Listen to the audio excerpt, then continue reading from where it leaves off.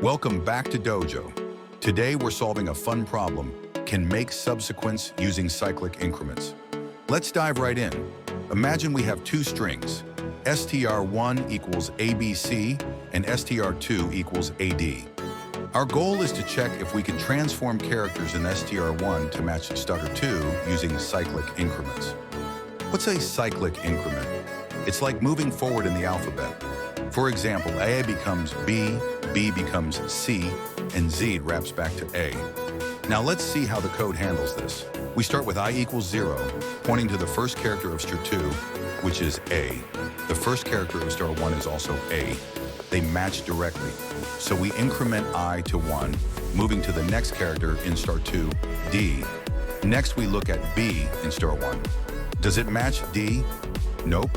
Can B become D with a cyclic increment? Let's check. Increment B once, C. Increment C once, D. That's two increments, but the code only allows one increment, so this doesn't work. Moving on. Now we check C in str1. Does it match D? Nope. But if we increment C cyclically, it becomes D. That's a match, so we increment I again. Now I is 2, which means we've matched all of str2 ! And that's it.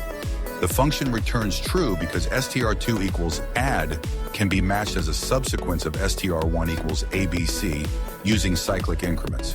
This code is efficient too. O of n-time complexity. Perfect for large inputs. If you enjoyed this explanation, smash that like button, subscribe to Dojo, and let's solve more puzzles together. Until next time, happy coding.